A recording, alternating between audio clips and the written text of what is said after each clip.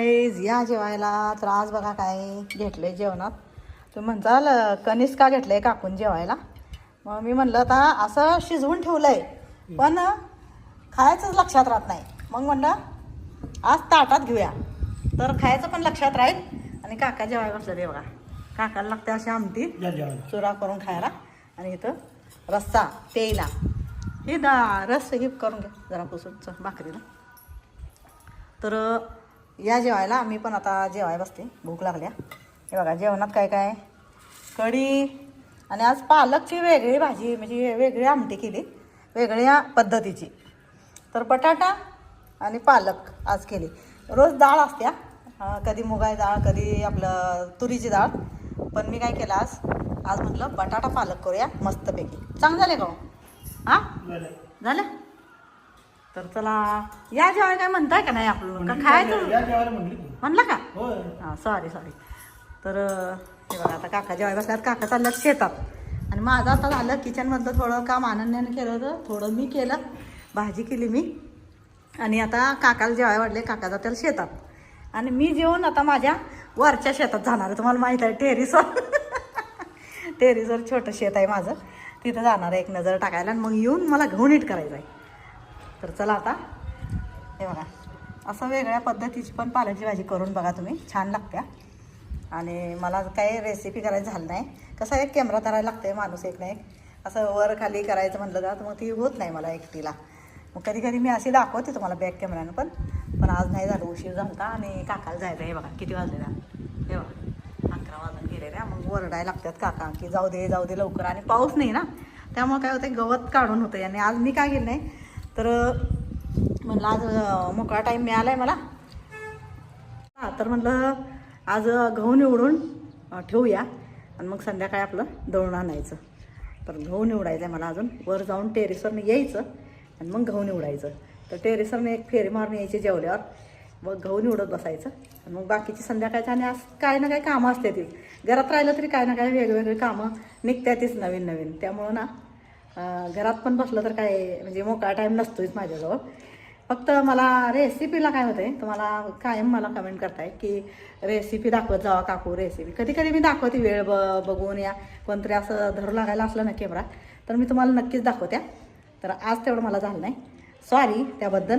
आणि आता प्रयत्न करेल मी जास्तीत जास्त तुम्हाला रेसिपी दाखवायची माझ्या पद्धतीची. छान असते. आणि बटाटा पालक पण करून बघा. मुलं नक्की खाणार. एकदम छान लागते. चला बरं झालं जरा वेगळी केली. पालक बटाटा रोज पालक डाळ खाऊन कंटाळा आला आता. हा पालक बटाटा पालक वांग पालक असं वेगवेगळं करायचं. पालक लय भारी आहे. सगळ्याला मॅच करते ना. खरंच भारी आहे ना. झाल्या का चवीला मग झणझणीतच पाहिजे का भाकरी संग. आणि बाजरीची भाकरी येतात. आणि हे वातावरण हे बघा वातावरण कसं आहे. आजही लागतं भाकरी. आणि आता आम्ही 3-4 दिवस झाले लगातार भाकरी खातोय आणि मस्त ह्या ऋतूचा आनंद घेतोय बाजरीची भाकरी खाऊन है ना. 8 दिवस झाला आपण भाकरी करू राहिले. 8 दिवस का 4 दिवस झालं. 4 दिवस झालं. मस्त वाटतंय. तर गाईस टेरेसवरनं येईला वाजल्या 7:30. तिथनं पुढं म्हणलं आता काय करू पोरांच्या कामात आहेत. मग मला टाईम होता तर शाई साठली होती. हे बघा ते भांडं भरून शाई साठली होती. तर आता म्हणलं शाईचं तूप करूया. आणि तुपाला खाऊचं पान आणि तुळशीचं पान मिळालं नाही मला. रात्र झाल्यामुळं उशीर झाला. मग आता म्हणलं असू द्या कढवून ठेवूया. त्यानंतर थोडंसं त्यात खाऊचं पान आणि तुळशीचं पान टाकून ठेवायचं. आणि इकडं बघा टेरेसवरच्या आपल्या वांग्याची काळ्या वांग्याची म्हणजे काळी भाजी तव्यातली ही आपली भाजी एकदम मस्त लागते. आणि टेरेसवरची वांगी येते आणि टमाटर आहे. तर म्हणलं जेवायला आईकडं आमच्या सासूबाईकडं.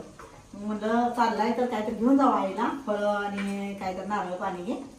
तर काका गेलते जाऊन देऊन यायसाठी. नंतर फोन आला की मी जेवून येणार आहे. मग म्हणलं आम्हाला बसत आहे भाजी. तर चला एवढी वास होत्या मग तव्यात केली. आणि इकडं तूप चाललंय.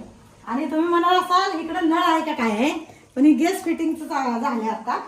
गॅस फिटिंग झाल्यामुळं हे एवढं झालेलं आहे. अजून लावायचं आहे कॉक चालू करायचा आहे. या पाईपातनं गॅस आज सकाळी येणार होता पण ती काय आला नाही मुलगा. मग उद्या सकाळी येते बघूया. इथनं गॅस चालू होणार आपल्याला. मग ही सिगडी ठेवून टाकायच्या. इमर्जन्सीला ही गॅस बंद झाली त्यावेळेला आपली शिगडी कामाला येणारच आहे. सिलेंडर कामाला येणारच आहे. तशाच माझ्यात कसं होतंय आम्हाला शेतात पण लागतंय. म्हणून मग आम्हाला कसं आहे, फक्त पाईपच्या भरोशावर नाही राहू शकत आम्ही. आम्हाला हे पाहिजेच पाहिजे. तर चला आता या गरम गरम मस्तपैकी तव्यातलं काळी भाजी खायला वांग्याची. कसं आहे, तव्यातली भातच वेगळी असते रे. एकच नंबर आहे, एकच नंबर. हा. तव्यातली भातच वेगळी असते बघा. लोखंडाच्या तव्यात बेसन पिठलं करा, बटाटे वांग्याचं मिक्स करा, या भरीत करा, काही पण करा, तव्यातला नंबर 1च लागणार. आणि तुम्ही पण खात जावा. लोह मिळतं आपल्याला, मुलांना पण चांगलं असतं, म्हणजे सगळ्यांनाच चांगलं असतं. तर चला आता उशीर झालाय, माझं लागल्यानं आता पाय दुखायला. तर तू बारीक वर होऊ द्या आणि आपण जेऊया. चला.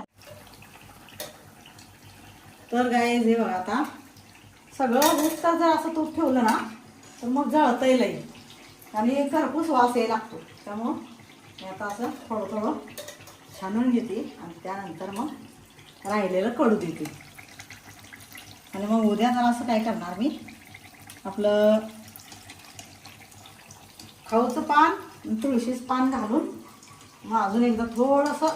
तर हे बघा, इथं तूप राहिलेलं आहे का नाही, आता हे मी बंद करून ठेवणार आहे. सकाळ करणार राहिलेलं हे. किती झालं तू बघ की हो, भरली? अजून आहे, अजून छानायचं आहे. इथं काहीच नाही आहे. कढई भरल्यावर झाली पूर्ण अर्ध्याच्या वर. बघा आता बघ, बापरे, ही बघा तर गाई. हे राहिलेलं आहे का नाही आता आतून अजून किती दिवसाचं दूध आहे? 1 महिना झाला. 1 महिन्याचं दूध एवढं तूप. शाई 1 महिन्याची शाईचं एवढं दूध. तूप रे, सॉरी, 1 महिन्या तूप 1 महिन्या शाईचं. शाईचं एवढं तूप बघा आता. तर गाईस हे बघा, 1 महिना शाई साठवली आणि आता तूप किती निघते बघूया.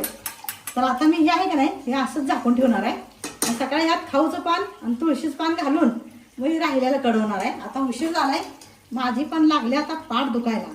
टेरेसवर करून येऊन ना काम, त्यानंतर भाजी बाकीची काम. प्लेट घे की, 1 प्लेट मम्मी. नाही नाही, त्यातच टाकायचं, ते तापत राहते. मग प्लेट तेलकट. तर आता पूर्ण काढल्यानंतर दाखवते तुम्हाला. तर सकाळी तुम्हाला कम्प्लीट तूप केल्यानंतर पूर्ण झालं की मग दाखवते किती होतंय. आणि तुम्ही साठवताय का नाही कमेंटमध्ये मला सांगत जावा. शाई साठवली तर आपल्याला बिना केमिकलचं तूप मिळते खायला, त्यासाठी शाई साठवायची. नाही तर शाई आपण अशी चाट खाल्लं ना तर आपल्याला छाती भरत्या आणि मग ती छाती भरली की खोकला हे असं सगळं त्रास सुरू होतोय. त्यापेक्षा नाही असं तूप साठवलं तर आपल्याला गुडघ्याला ग्रीस मिळतंय, म्हणजे आपल्या सगळ्यांच्याच हाडांना ग्रीस मिळते. तर तूप खायचं असते, तूप खात जावा. बेकरीतलं प्रोडक्ट खायचं नाही. हे बघ सरप्राईज. बापरे, कसं आहे, शाई खाल्ल्यावर काय होतंय, शाई खाल्ल्यावर कप होत्यात आणि कप झालं की खोकला येतो. त्यामुळं ते टाळायचं असलं तर शाई साठवा आणि तूप करा. हे बघा, आणि गुडघ्याला आपल्या जॉईंटला सगळ्या ग्रीस मिळते तुपामुळं. त्यामुळं 1 महिन्याचं शाई साठली. आणि हे बघा तूप बघा, हे 1.5 पावशेर अर्धा किलोला थोडंसंच कमी असेल. हे बघा, अर्धा किलोला एकदम थोडंसं कमी असणार आहे. तर एवढं तूप मिळते आपल्याला शाई साठवल्यामुळं. तर 1 महिना तूप शाई साठवायची आणि असं तूप तुम्ही पण घरी ओरिजिनल खाऊ शकता बिना केमिकलचं. आता यात ही पिवळापणा पण आपल्या घरच्या तुपामुळं आहे असा. आणि बाहेरचं तूप जे असतं ना ते पांढरं असते, त्यासाठी ती कलर टाकतात आणि पिवळं करतात आणि रवेदार बनवायसाठी पण ते केमिकल वापरतात. त्यामुळं बाहेरचं तूप टाळा आणि घरचं तूप मस्तपैकी खावा. चला, आणि खास तुम्हाला दाखवायचं, तुम्ही काल रात्री काढून ठेवलं, सकाळी म्हणलं दाखवूया, आधी विसरून जाते दाखवायचं. आणि मग मी टेरिसवर जाणार होते आता काय ना लक्षात आलं, तोपर्यंत म्हणलं चला दाखवूया तुम्हाला. तर कसं वाटतंय कमेंटमध्ये नक्की सांगत जावा. आणि तुम्ही करताय का नाही, तुमची काय पद्धत आहे ते पण मला सांगा. आणि बघत जावा काकूचे छान छान व्लॉग, आणि त्याकडची पण तुम्हाला आयडिया छान छान मिळणार आहेत. अशीच काकू जोपर्यंत आहे तोपर्यंत. तर चला, तर काय तुम्हाला सांगते, देशी तुपाचं म्हणजे खासियत अशी आहे, म्हणजे गुण असा आहे की देशी तूप ना कधी घट होत नाही. आणि जे आपण केमिकल बाहेरचं आणतो ना ती तूप घट होतंय. हे आता हाय असं संपूस तर ना असंच राहणार. जर गारवा जर आला आपल्या वातावरणात तर थोडंसं घट होणार आणि रवेदार राहणार, पण एकदम घट्ट दगडासारखं कधी होत नाही. त्यामुळं ना देशी तुपाचं महत्त्व तुम्हाला पण कळलं असणार आहे. आता तुम्ही पण करा.